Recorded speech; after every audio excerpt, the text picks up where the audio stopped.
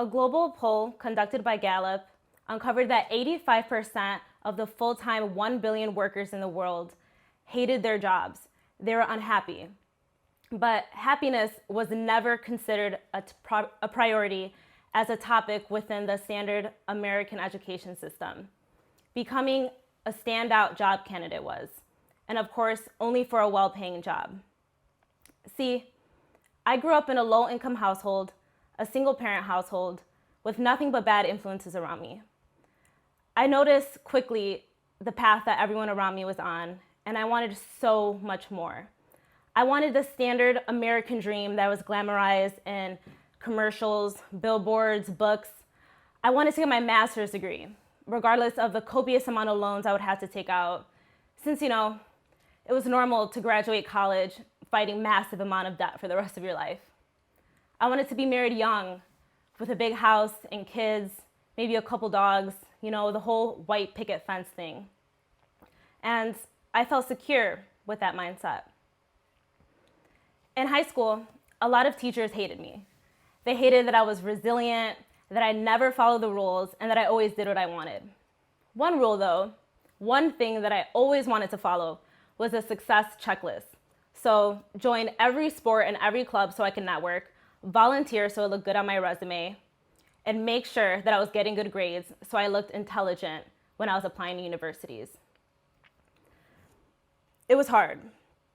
I spent so much time talking to counselors, professors, and my family about what job, career I should go down.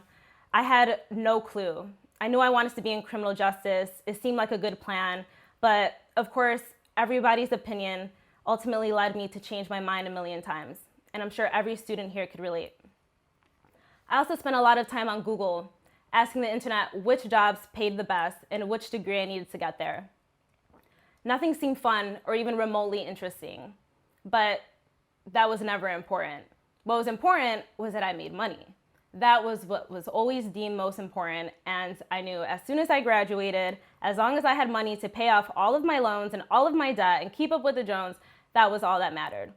Not happiness and freedom or even liking your job was talked about in school. Aside from the standard American dream, I always wanted to see the world. That's really what I wanted a high-paying job for. So impulsively, I decided to graduate early from high school so I can work 2 jobs at 80 hours a week so I can afford to travel for 2 months before college. It was really the only way that I could afford, so I said, whatever, I'll do it. I had to miss out on my softball tournament, I had to miss out on my water polo season, but it was really the only time in my life where I would have the freedom to do so. So I went hard to make that dream happen. I even remember this clear moment at my aunt's house when I was writing out my budget plan where I got up and said, hey, I'm gonna be a travel agent. I'm gonna make a travel agent business. And my family kind of looked at me crazy, like, who would trust an 18-year-old to plan their precious vacation? But I was stubborn, I knew it was gonna be a hit, and of course I was always doing what I wanted, so I said, I'm just gonna do it and it's gonna work out, period. So regardless, in the race to save all that money for my trip, I had to make tons of sacrifices. I said no to literally every offer that was thrown my way, and I was unapologetic. All of my friends were annoyed. I said no to all the invites to go out to eat, to hang out, to party for 5 months straight. But of course, it was all worth it at the end. It was the first time in my life where I felt like I had no sense of FOMO, aka the fear of missing out. I felt like I was actually chasing happiness rather than the American dream, and it got me excited to stay focused. In a society where there's so many distractions, both physically and digitally, it's important to realize how to overcome that fear of FOMO and how to stay hyper-focused on everything you've ever wanted in life. And my first suggestion is to write a list of your goals down and then write all the subtasks needed to achieve them.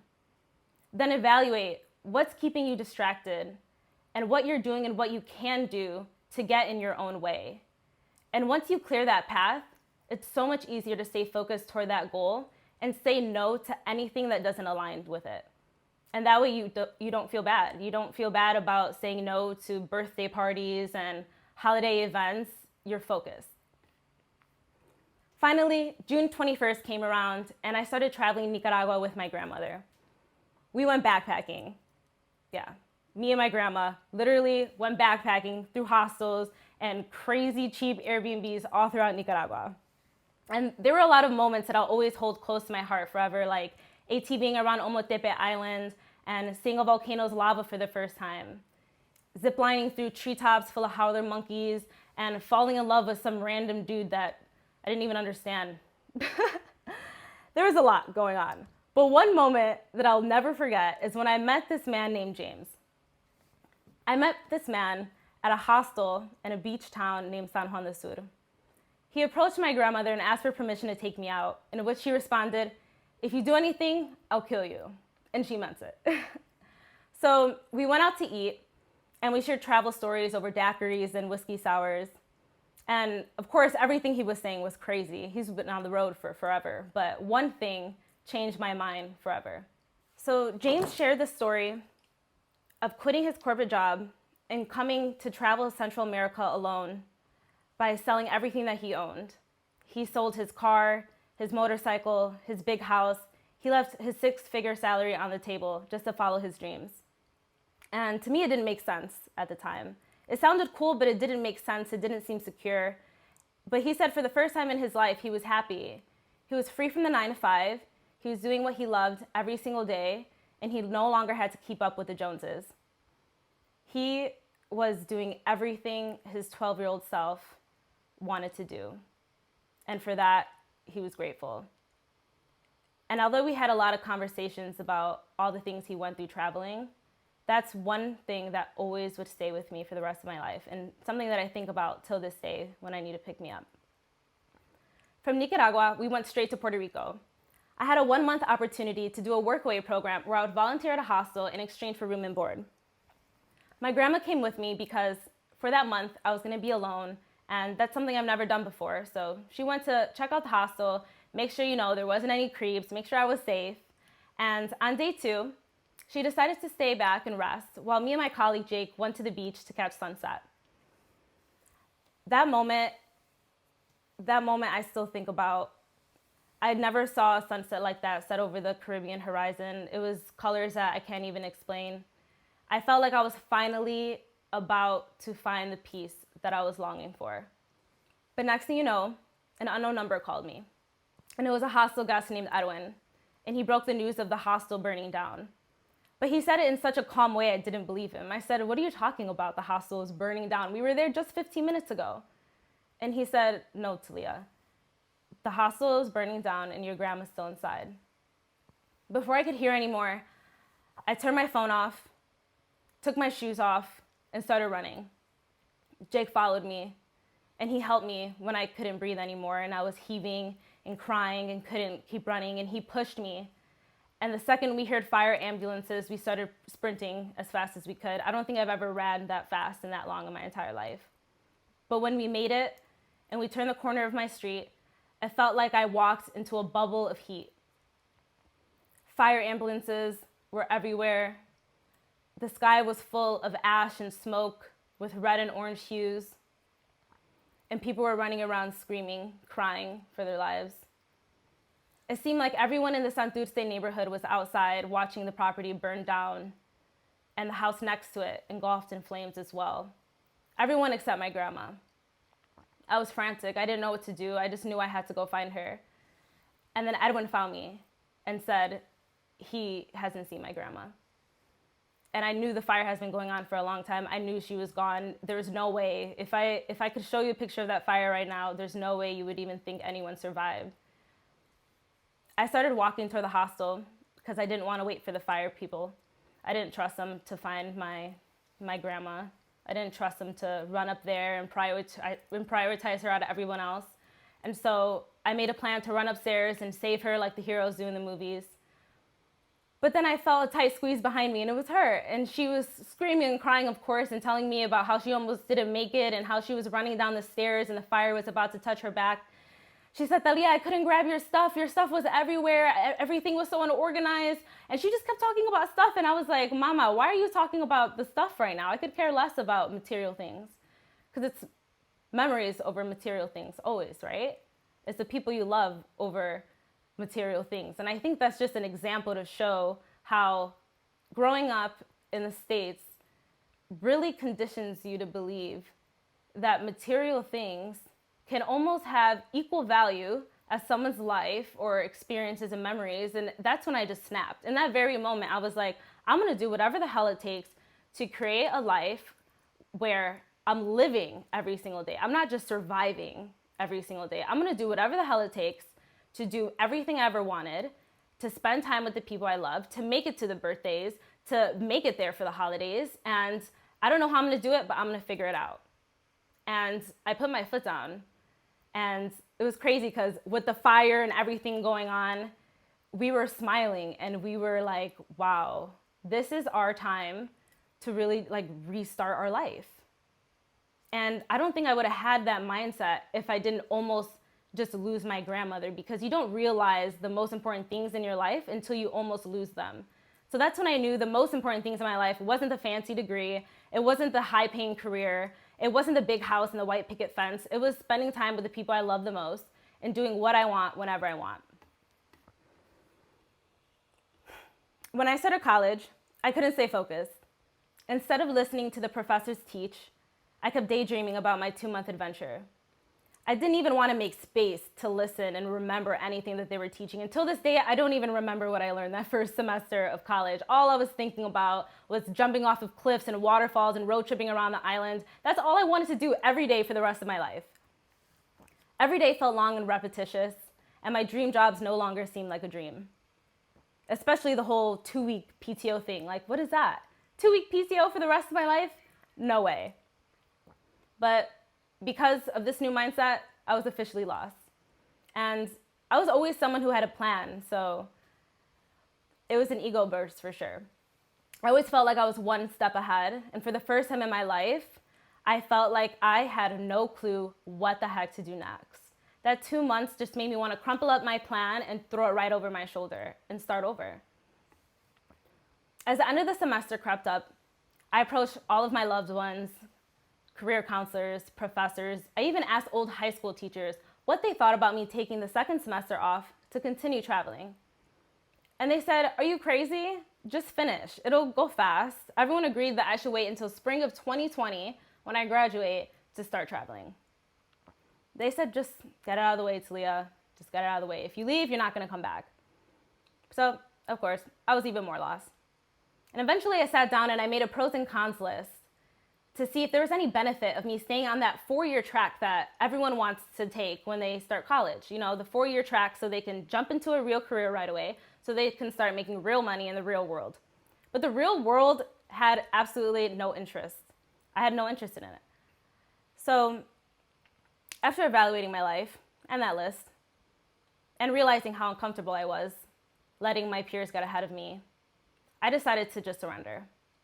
Life was a race. And I didn't want it to be anymore.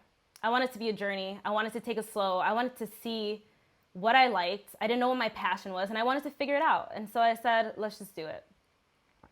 I withdrew from second semester and flew to Ecuador alone to backpack South America for $30 a day.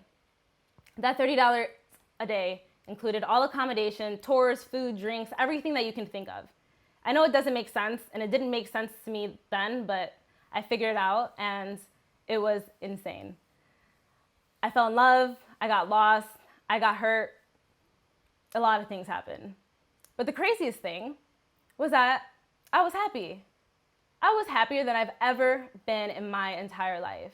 I even met my great-grandfather for the first time, my 98-year-old great-grandfather, which I would have never met if I would have stayed in school. And so that experience taught me, you know, who would have thought that after growing up in a society where money and power ruled everything, that I was happiest living off of $30 a day, sleeping in bunk bed hostels, and being as vulnerable as ever.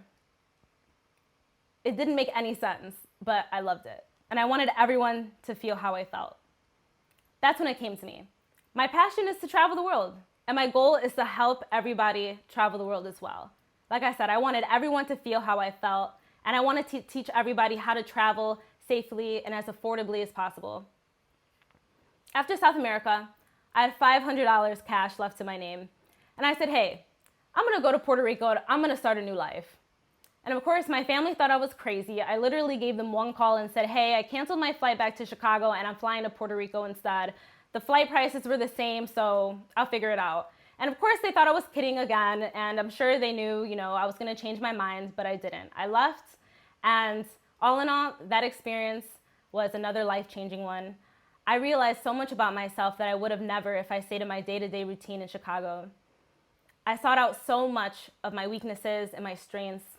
I realized how well I do in adverse situations and how much I can tolerate on my own. Eventually, I left because I wanted to go back to UIC and change my major to business management. I wanted to learn how to be my own boss, which I hoped to allow me the time and freedom to have a life where I lived. It was crazy. During my time back at UIC, I reconnected with an old friend and I asked her about study abroad scholarships. I thought she'd be excited for me, but she said, Taliya, it's impossible to get a study abroad scholarship. And if you think you're gonna get a full ride, you're crazy. You might as well not even try. And I'm not gonna lie, her words made me not even want to try. I wanted to quit before I got started. But I took it as fuel. I took her words as fuel and I ran with it. Because I realized, some people, even the people closest to you, don't want to see you do better than them. So I started being more careful who I shared my biggest goals and dreams with. And I silently applied to every scholarship out there. And next semester, I studied international business in Spain for free. During that experience, I was inspired to launch a group travel company. That way I can connect all of my goals and my passion in one. Helping people travel the world, creating community, and being able to have a business where I was able to follow my passion and have time to do whatever the hell I wanted. So when I went back to UIC for the third time, I decided that I'd much rather be working on my business, actually. Much rather be doing that than being in class, since my work was only validated by how well I did on standardized tests, which I'm not gonna lie, sucked at. I made the hard decision to drop out and I quit all of my jobs. And because I had more time and freedom, I scaled my business almost immediately. Everyone told me I was crazy for dropping out and they said, Taliya, just get the degree just in case. You only have 2 more years left. Just have it as a plan B, just have something to fall back on. But I was so stubborn. I said, you know what, if you want your plan A to work out so bad, then you have to put all of your time and effort into plan A, not into plan B. You can't just divide your time into the second plan just in case the first one doesn't work out. That didn't make sense to me, right? So I decided to take more risks, to sacrifice more, and to go off the beaten path. Even when the pandemic hit, and I pretty much lost everything I worked hard for, considering that 1, travel was canceled, and 2, groups were canceled, I knew that my dedication will always come back around full circle. Fast forward to summer 2020, the founder of one of the largest travel channels on YouTube randomly reached out to me and offered me an internship with the company. Now, I live in Bali with a team, making epic travel documentaries all around the world. And although I'm not working on my plan A at the moment, what's most important is that I'm still following my dreams of traveling the world. I'm still helping people travel the world, and I'm creating community. I'm doing what I love every day. I have the freedom to be with the people that I love and talk to the people that I love as much as I want. That's what was most important to me when I took this position. Sometimes you have to turn down the money and go for what you love and prioritize what makes you happy. And remember that your greatest life is right outside of your comfort zone. Thank you.